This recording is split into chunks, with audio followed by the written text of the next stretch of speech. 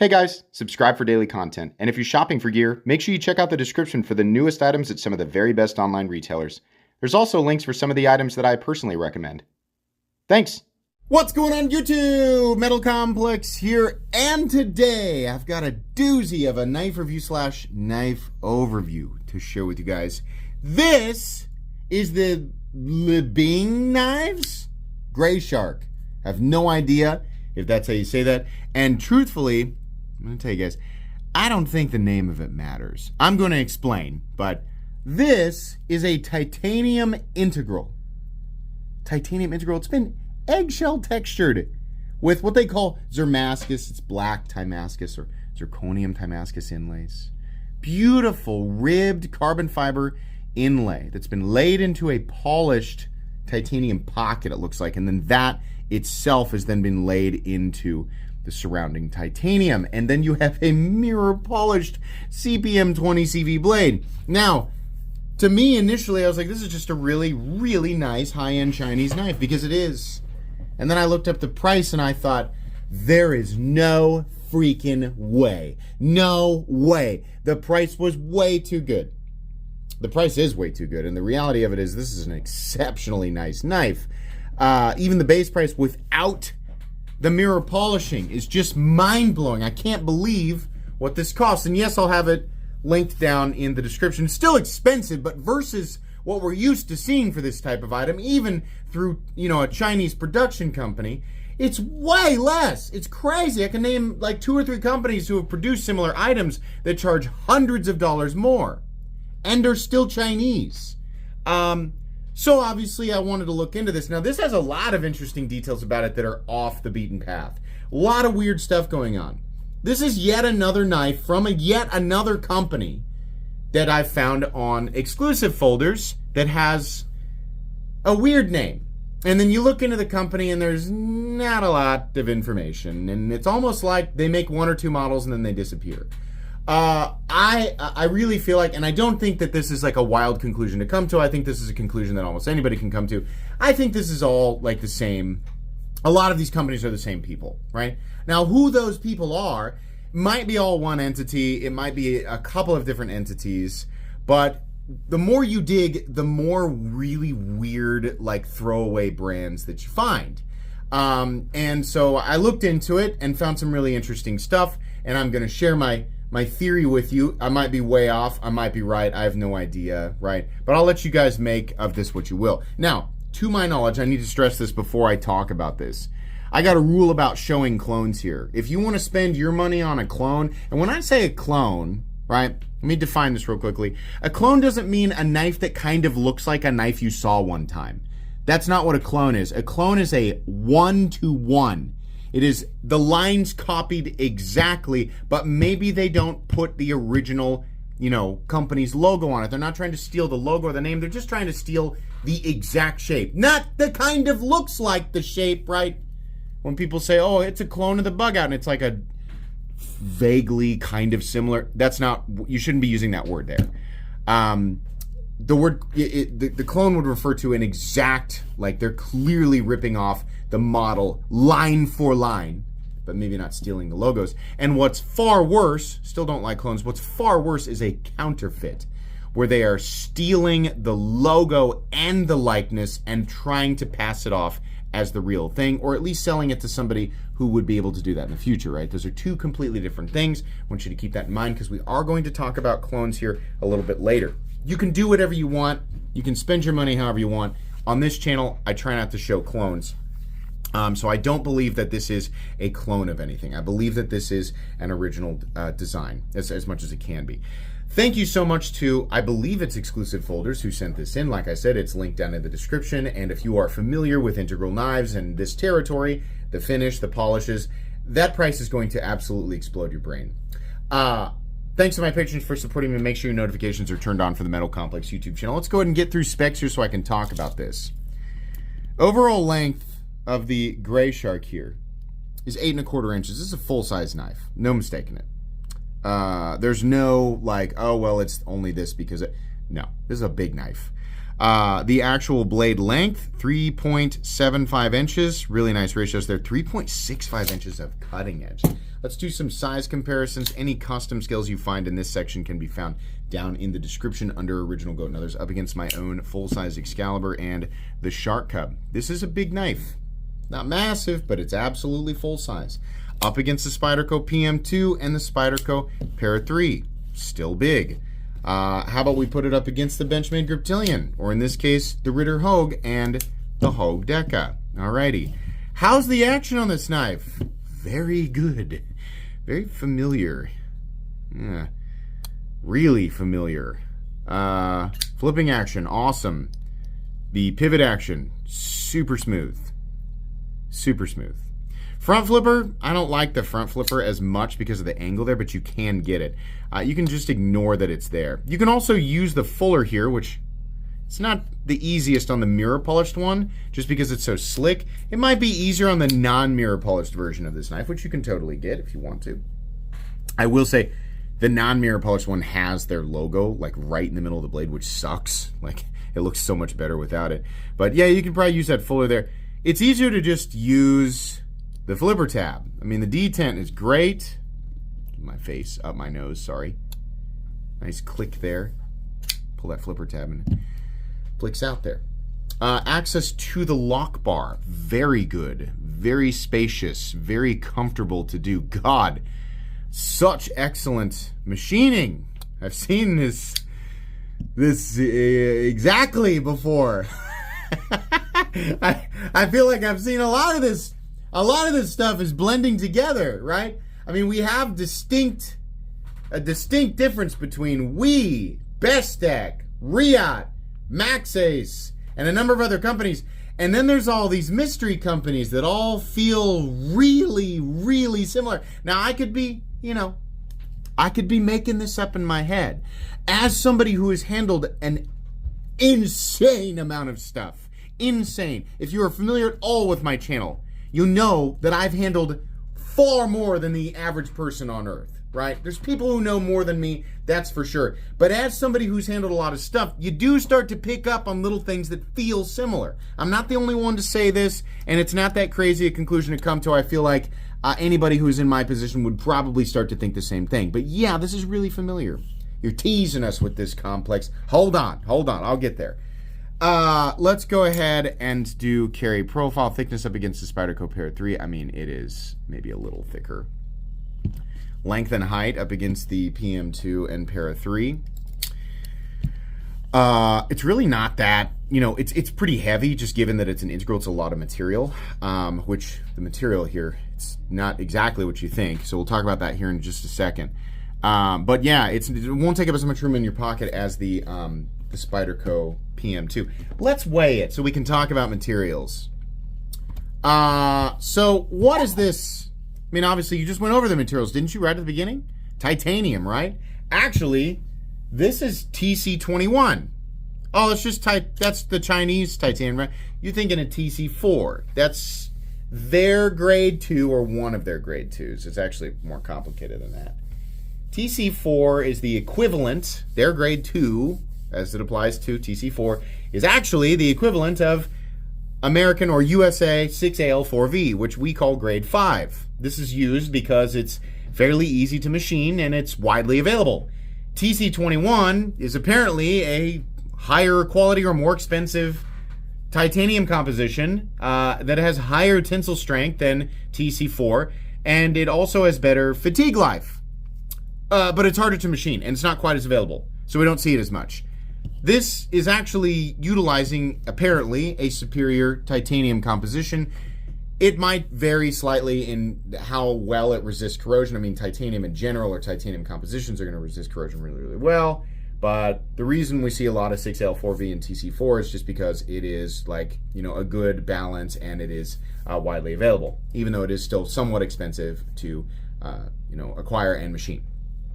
I've never heard of TC21. There's actually quite a few titanium grades that we've not heard of. We just don't see in the EDC gear space, but it is probably an aerospace grade of titanium, and it has some other primary application, as is the case with the vast majority of the materials used in pocket knives. Only a small handful of the materials that we see in pocket knives were actually ever originally intended for pocket knives. This is just another thing to add to that list. We've never seen it before. According to everything I found, it's more expensive to acquire and to work with. So there you go.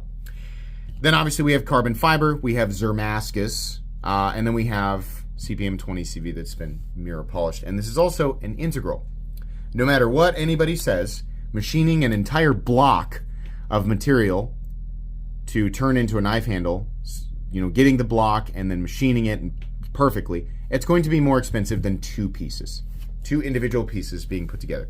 This is more expensive. So that they did that.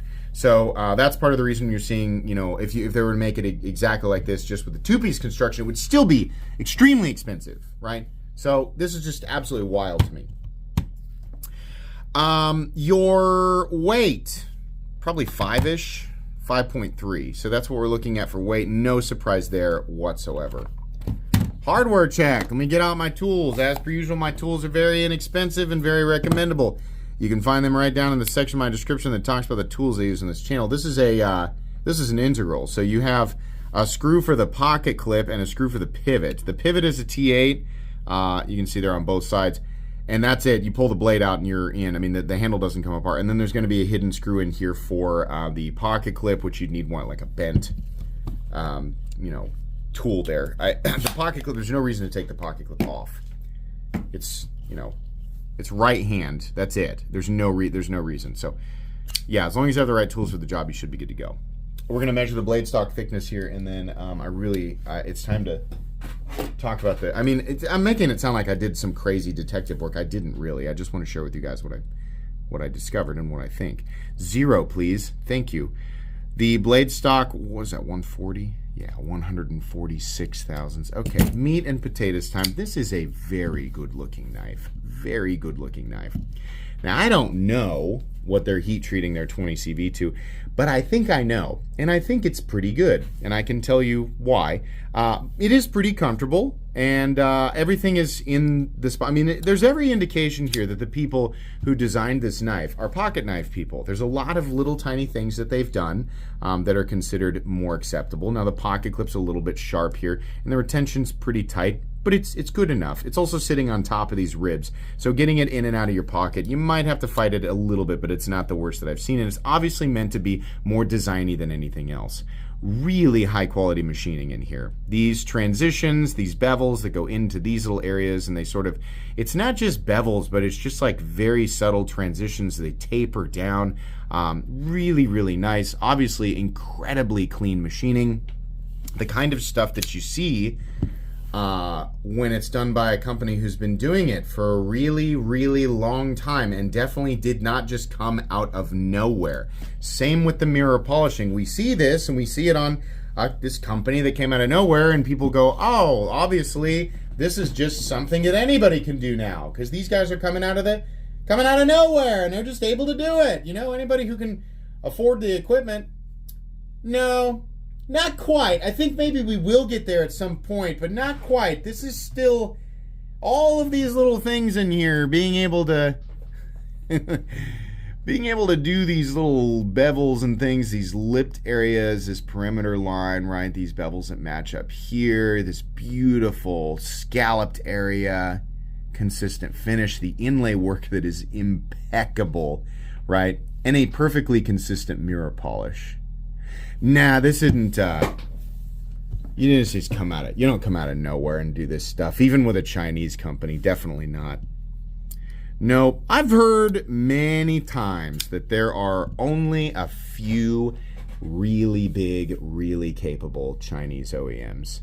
And they go by names that we are familiar with, and they go by names that we are not familiar with, and I think a lot of them dabble in other things that we just don't know about. But I don't think it's 50 or 20 or even 10. I think there's like 5 of them. That's what I think. I honestly don't know. I think it's 5 like really good ones, and there's probably a bunch of little ones that are making some of the, when you handle some of the older brands that have like OEM, they outsource their stuff to China, and like their stuff is like, ugh, it's like, 2005 kind of like Chinese, like Walmart Chinese knife quality. I think some of those are still in operation, but I think there's some big boys that have kind of like, there's like the big 5 or so that I think. But digging into this, because here's the reality. This is an absolutely exceptional pocket knife. It is absolutely ridiculously exceptional. The cutting bevel is perfectly even on both sides. It's almost zero. Almost. Everything is impossibly perfectly machined, and that pivot action is very smooth. Now, it might be slightly different depending on the finish, if it's like the satin finish blade there, but clicking on this and reading, and I look at the name, and then I Google the name, and no surprise, you can find this knife on AliExpress for the exact same price, right? And that should tell people who think, you can always get a clone, like these $800 American knives, you can always get a $30 clone that is exactly the same. Is exactly the same and looks exactly the same is an entirely different thing. And you can figure this out very easily. It's surprising to me how many people who buy clones can't see what's right in their face. You can see it on sites like AliExpress. Why are some of those clones more expensive than the other ones? Oh, they probably don't expect people like me to just do a little deal hunting. That's what it is. I'm a deal hunter. I don't buy from the first listing. I go and find, if you dig a little bit, if you're smart and savvy, you dig a little bit, you can find the same clone for $30. Or there's a difference in the quality. It's a different tier of clone. And people who believe the $30 ones are just as good are idiots. Sorry, that makes you feel bad. You're like, hey, you're talking about me. You're calling me an idiot? Yeah, because you don't know what the heck you're buying. You have no idea. You just buy the cheapest thing and go, it's the same, and everybody else is dumb and I'm smart. Sorry, it's not true. The Chinese clones also have tiers. There's low quality clones and there's high quality clones. And if you dig into the forums, Reddit, you can find out that these people have already figured this out. This is widely known. It is only an entry-level tourist assumption that you can go buy a $30 clone of a super high-end knife and it's exactly the same. It's not. You just bought a lesser tier, lower quality, $30 poor imitation of the same thing. Now, if you want to spend hundreds of dollars on a Chinese clone, can you spend $200 to $300 and get a really perfect clone? Yeah, you can. I don't condone it, but that's the reality of it. If you really want the one-to-one, you're going to have to spend more. That's it. There's no deal hunting. There's no like, ooh, I just have to dig a little bit and then do my little weaselly turtly. No. You spend less, lower quality. Spend more, higher quality.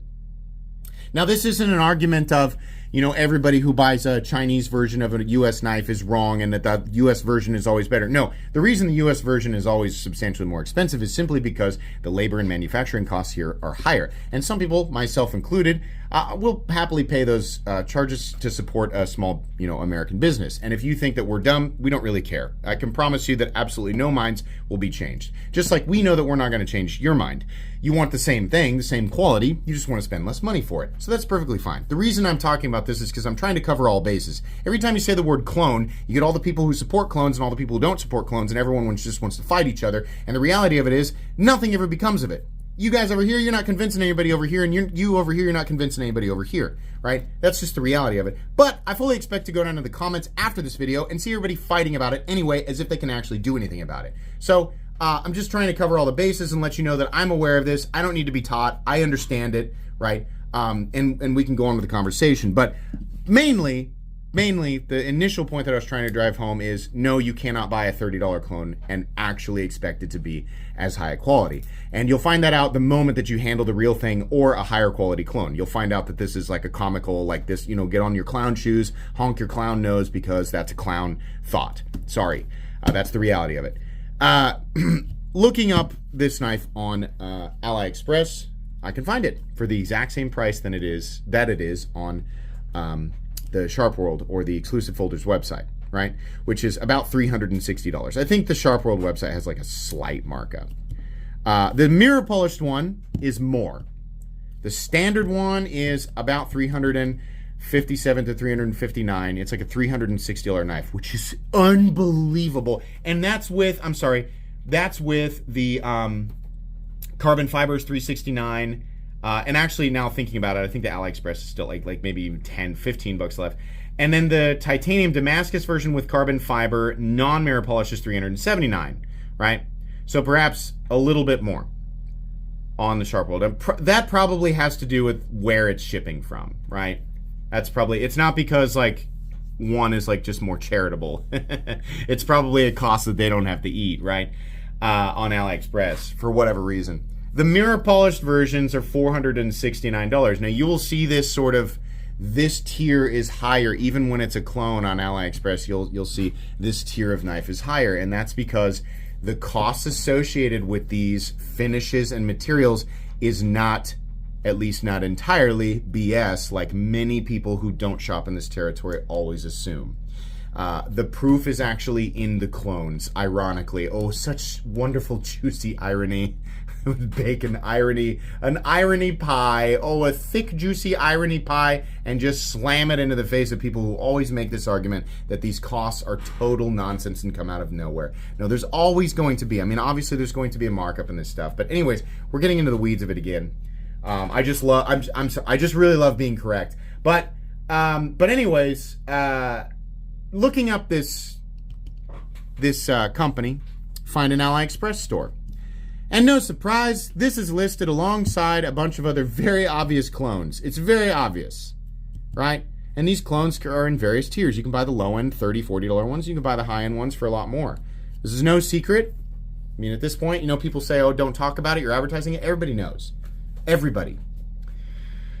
Does that mean that this company is a clone company? Not at least under this name, but digging further into this person's store, a consistent name that comes up is, wouldn't you know it, Kevin John. If you know who Kevin John is the original, like, if you want a real deal clone. There were whispers, yes.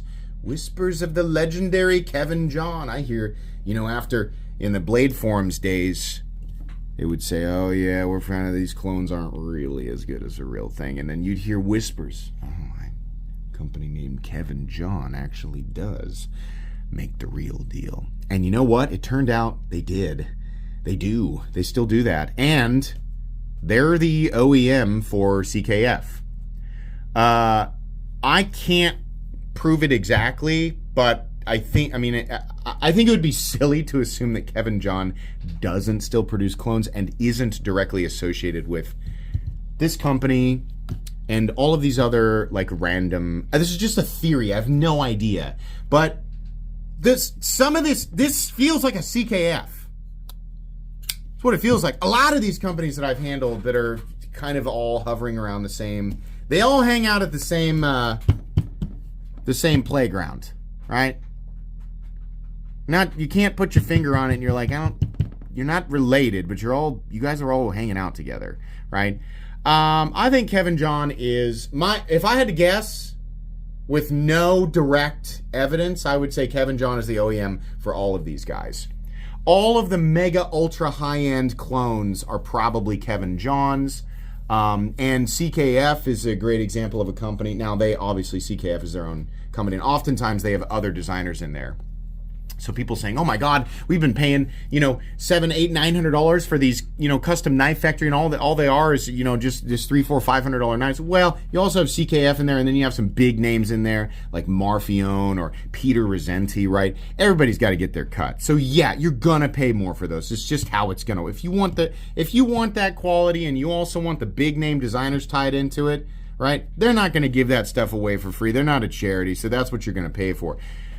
But if you want that quality and you don't want to pay for all those big names, I don't recommend buying a direct clone, but it's hard for me because I can't exactly prove it. I just really feel in my heart, and a lot of people would say you're silly if there's even a part of you that doesn't think this is true. This is very obvious, and a lot of people would say that. I can't exactly say 100% for sure, but it wouldn't surprise me at all if Kevin John is still absolutely the absolute top dog making all of these clones. And what they do is occasionally they make, like the Venom. Everybody, if you know Kevin John, you remember the Venom. They do occasionally make original designs, right?